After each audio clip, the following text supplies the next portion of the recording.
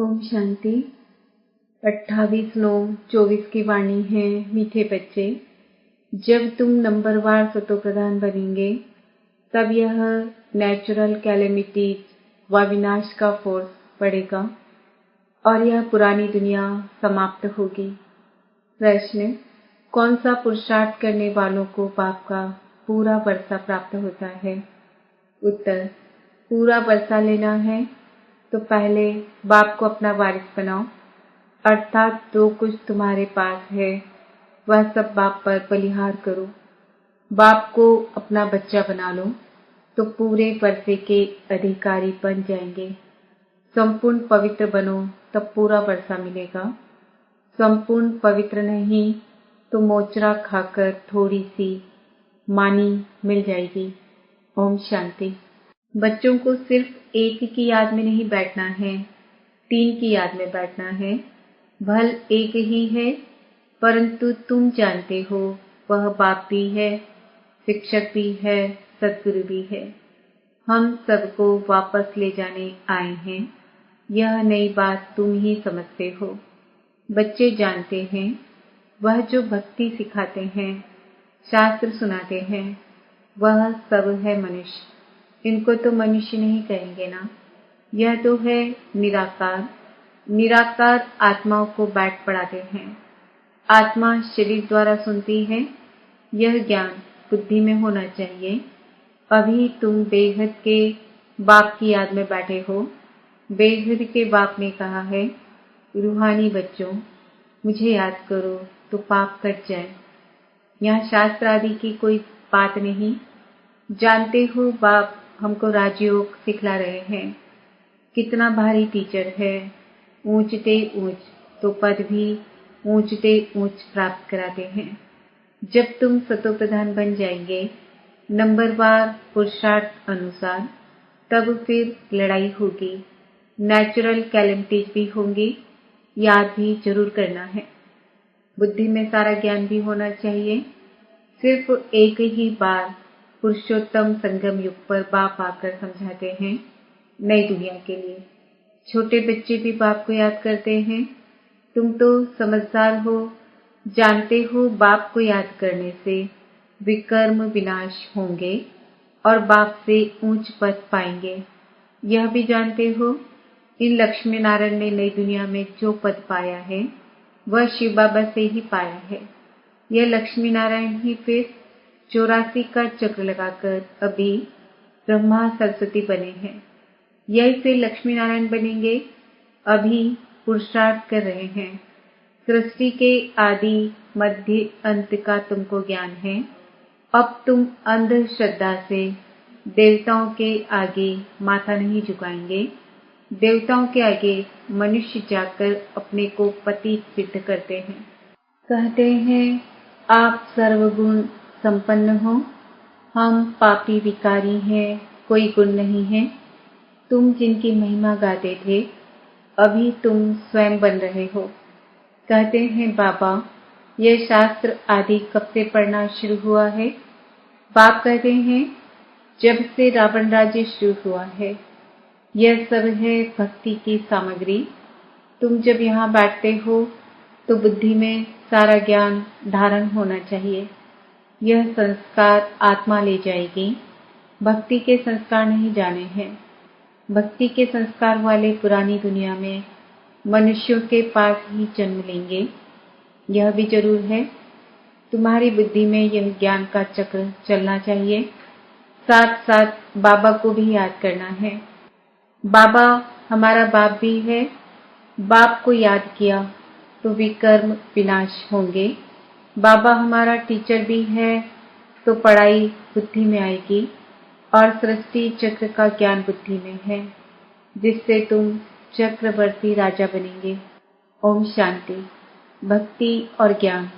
बाप को कहा जाता है ज्ञान का सागर। उनको भक्ति का सारा मालूम है। भक्ति कब शुरू हुई, कब पूरी होगी, मनुष्यों को यह पता नहीं। बाप ही आकर समझाते हैं। सतयुग में तुम देवी देवता विश्व के मालिक थे। वहां भक्ति का नाम नहीं, एक भी मंदिर नहीं था। सब देवी देवता ही थे। पीछे जब आधी दुनिया पुरानी होती है, यानी 2500 वर्ष पूरे होते हैं, अथवा त्रेता और द्वापर का संगम होता है, तब रावण आता है। संगम तो जरूर चाहिए। त्रेता और द्वापर के संगम पर रावण आते हैं, जबकि देवी देवता वाम मार्ग में गिरते हैं। यह सिवाय तुम्हारे कोई नहीं जानते। बाप भी आते हैं कलयुग अंत और सत्युग आदि के संगम पर, और रावण आता है त्रेता और द्वापर के संगम पर। अब उस संगम को कल्याणकारी नहीं कहेंगे, उनको तो अकल्याणकारी ही कहेंगे। बाप का ही नाम कल्याणकारी है। द्वापर से अकल्याणकारी युग शुरू होता है। बाप तो है चैतन्य बीज रूप, उनको सारे झाड़ की नॉलेज है। वह बीज भी अगर चैतन्य हो तो समझावे, मेरे से यह झाड़ ऐसे निकलता है, परंतु जड़ होने कारण बता नहीं सकता। हम समझ सकते हैं कि बीज डालने से पहले झाड़ छोटा सा निकलता है, फिर बड़ा हो फल देना शुरू करता है, परंतु चैतन्य ही सब कुछ बता सकते हैं। दुनिया में तो आजकल मनुष्य क्या क्या करते रहते हैं, इन्वेंशन निकालते रहते हैं, चंद्रमा में जाने की कोशिश करते हैं। यह सब बातें अभी तुम सुन रहे हो।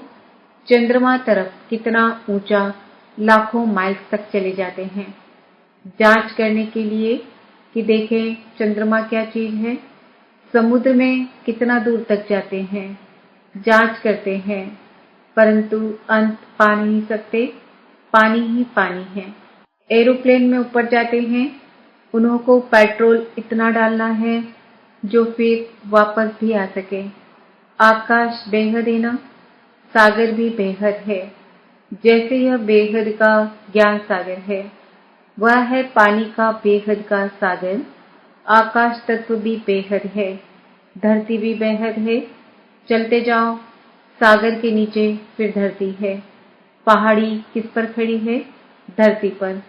फिर धरती को खोदते हैं तो पहाड़ निकल आता, उसके नीचे फिर पानी भी निकल आता है। सागर भी धरनी पर है, उसका कोई अंत नहीं पा सकते हैं कि कहाँ तक पानी है, कहाँ तक धरती है। परमपिता परमात्मा जो बेहद का बाप है, उनके लिए बेअंत नहीं कहेंगे। मनुष्य भले कहते हैं ईश्वर बेअंत है, माया भी बेअंत है, परंतु तुम समझते हो ईश्वर तो बेअंत हो नहीं सकता। बाकी यह आकाश बेअंत है। यह 5 तत्व है, आकाश वायु। यह 5 तत्व तमो प्रधान बन जाते हैं।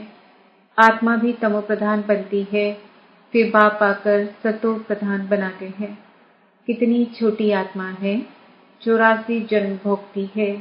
यह चक्र फिरता ही रहता है। यह अनादि नाटक है, इनका अंत नहीं होता। यह परंपरा से चलाता है।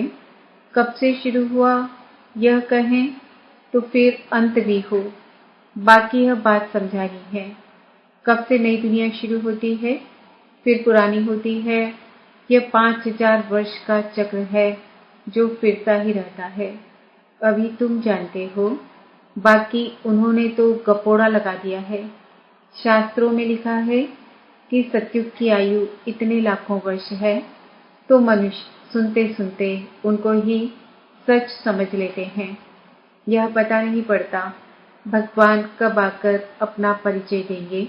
न जानने के कारण कह देते हैं कलयुग की आयु 40,000 वर्ष अभी पड़ी है। जब तक तुम ना समझाओ, अभी तुम निमित्त हो समझाने के लिए कि कल्प 5000 वर्ष का है, न कि लाखों वर्ष का है। भक्ति मार्ग की कितनी सामग्री है। मनुष्यों को पैसा होता है तो फिर खर्चा करते हैं। बाप कहते हैं मैं तुमको कितने पैसे देकर जाता हूँ। बेहद का बाप तो जरूर बेहद का वर्षा देंगे। इससे सुख भी मिलता है, आयु भी बड़ी होती है। बाप बच्चों को कहते हैं मेरे लाडले बच्चों, आयुष्मान भव। वहां तुम्हारी आयु 150 वर्ष रहती है, कभी काल नहीं खा सकता है। बाप पर देते हैं, तुमको आयुष्मान बनाते हैं। तुम अमर बनेंगे, वहाँ कभी अकाले मृत्यु नहीं होगी, वहाँ तुम बहुत सुखी रहते हो। इसलिए कहा जाता है सुखदाम, आयु भी बड़ी होती, धन भी बहुत मिलता है, सुखी भी बहुत रहते हो, कंगाल से सिरताज बन जाते हो। तुम्हारी बुद्धि में है, बाप आते हैं देवी देवता धर्म की स्थापना करने, वह तो जरूर छोटा झाड़ होगा, वहाँ है ही एक धर्म, एक राज्य, एक भाषा, उसको ही कहा जाता है विश्व में शांति। सारे विश्व में हम ही पाठधारी हैं, यह दुनिया नहीं जानती। अगर जानती हो तो बताएं, कब से हम पाठ बजाते आए हैं। अभी तुम बच्चों को बाप समझा रहे हैं, गीत में भी है ना, बाबा से जो मिलता है सो और कोई से नहीं मिलता। सारी पृथ्वी, आसमान, सारी विश्व की राजधानी दे देते हैं। ये लक्ष्मी नारायण विश्व के मालिक थे, फिर बाद में जो राजाएं आदि होते हैं वह भारत के थे। गायन भी है जो बाबा देते हैं, वह और कोई दे न सके, बाप ही आकर प्राप्ति कराते हैं। तो यह सारा ज्ञान बुद्धि में रहना चाहिए, जो कोई को भी समझा सको, इतना समझने का है। अब समझा कौन सकते हैं? जो बंधन मुक्त हो। बाबा के पास जब कोई आते हैं तो बाबा पूछते हैं कितने बच्चे हैं, तो कहते 5 बच्चे अपने हैं और छठा बच्चा शिव बाबा है। तो जरूर सबसे बड़ा बच्चा ठहराना। शिव बाबा के बन गए तो फिर शिव बाबा अपना बच्चा बनाए, विश्व का मालिक बना देते हैं, बच्चे वारिस हो जाते हैं। यह लक्ष्मी नारायण शिव बाबा के पूरे वारिस हैं। आगे जन्म में शिव बाबा को सब कुछ दे दिया तो वर्षा जरूर बच्चों को मिलना चाहिए। बाबा ने कहा मुझे वारिस बनाओ, फिर दूसरा कोई नहीं। कहते बाबा यह सब कुछ आपका है, आपका फिर हमारा है। आप हमको सारे विश्व की पातशाही का वर्षा देते हो, क्योंकि तुमको जो कुछ था वह दे दिया। ड्रामा में नूर है ना, अर्जुन को विनाश भी दिखाया तो चतुर्भुज भी दिखाया। अर्जुन कोई और तो नहीं है, इनको साक्षात्कार हुआ, देखा राजाई मिलती है तो क्यों न शिव बाबा को वारिस बनाऊं, वह फिर हमको वारिस बनाते हैं। यह सौदा तो बहुत अच्छा है, कभी कोई से कुछ पूछा नहीं, गुप्त सब कुछ दिया। इसको कहा जाता है गुप्त दान। किसको क्या पता इन्हों को क्या हो गया, किन्होंने समझा इनको वैराग्य आया, शायद सन्यासी बन गया। तो ये बच्चियां भी कहती है 5 बच्चे तो अपने हैं, बाकी एक बच्चा हम इनको बनाएंगे। इसने भी सब कुछ बाबा के आगे रख दिया, जिससे बहुतों की सर्विस हो। बाबा को देख सबको ख्याल आया, सब घर बार छोड़ भाग आए। वहां से ही हंगामा शुरू हुआ, घर बार छोड़ने की उन्होंने हिम्मत दिखाई। शास्त्रों में भी लिखा है भट्टी बनी थी, क्योंकि उन्हों को एकांत जरूर चाहिए, सिवाय बाप के और कोई याद न रहे, मित्र संबंधियों आदि की भी याद न रहे, क्योंकि आत्मा जो पतित बनी है उनको पावन जरूर बनाना है। बाप कहते हैं गृहस्थ व्यवहार में रहते पवित्र बनो, इस पर ही मुसीबत आती है। कहते थे यह स्त्री पुरुष के बीच में झगड़ा डालने वाला ज्ञान है, क्योंकि एक पवित्र बने दूसरा न बने तो मारा मारी चल पड़े। इन सब ने मारे खाई हैं, क्योंकि अचानक नई बात हुई ना, सब आश्चर्य खाने लगे। यह क्या हुआ जो इतने सब भागते हैं, मनुष्यों में समझ तो नहीं है। इतना कहते थे कोई ताकत है, ऐसा तो कभी हुआ नहीं जो अपना घर बार छोड़ भागे। ड्रामा में यह सब चरित्र शिव बाबा के हैं, कोई हाथ खाली भागे यह भी खेल है। घर बार आदि सब छोड़ भागे, कुछ भी याद नहीं रहा, बाकी सिर्फ यह शरीर है जिससे काम करना है। आत्मा को भी याद की यात्रा से पवित्र बनाना है, तब ही पवित्र आत्माएं वापस जा सकती है। स्वर्ग में अपवित्र आत्मा तो जा न सके, कायदा नहीं। मुक्ति धाम में पवित्र ही चाहिए। पवित्र बनने में ही कितने विघ्न पड़ते हैं। आगे कोई सत्संग आदि में जाने के लिए रुकावट थोड़ी ही होती थी, कहाँ भी चले जाते थे। यहाँ पवित्रता के कारण विघ्न पड़ते हैं। यह तो समझते हैं पवित्र बनने बिकर वापस घर जा न सके, धर्मराज द्वारा सजाएं खानी पड़ेगी, फिर थोड़ी मानी मिलेगी, मोचरा नहीं खाएंगे तो पद भी अच्छा मिलेगा। यह समझ की बात है। बाप कहते हैं, मीठे बच्चों, तुमको हमारे पास आना है। यह पुराना शरीर छोड़ पवित्र आत्मा बनाना है। फिर जब 5 तत्व सतोप्रधान नए हो जाएंगे, तब तुमको शरीर नए सतोप्रधान मिलेंगे। सारे उथल पाथल हो नए बन जाएंगे। जैसे बाबा इनमें आकर बैठते हैं, वैसे आत्मा बिगर कोई तकलीफ गर्भ महल में जाकर बैठेगी।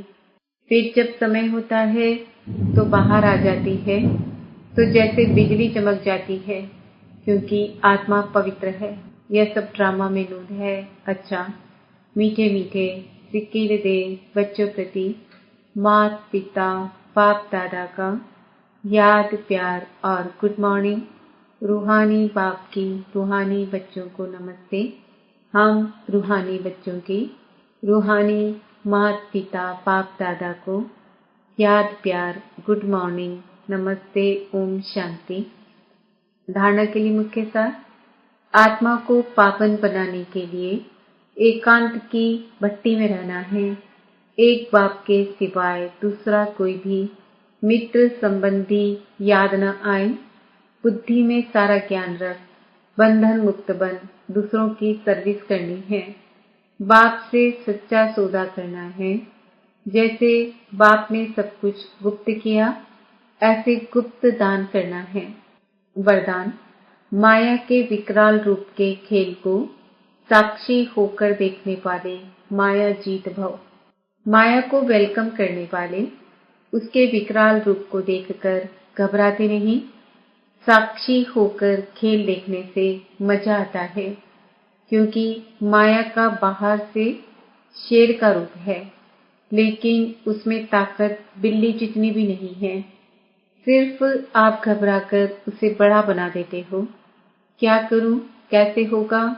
लेकिन यही पाठ याद रखो, जो हो रहा है वो अच्छा, और जो होने वाला है वो और अच्छा। साक्षी होकर खेल देखो तो माया जीत बन जाएंगे।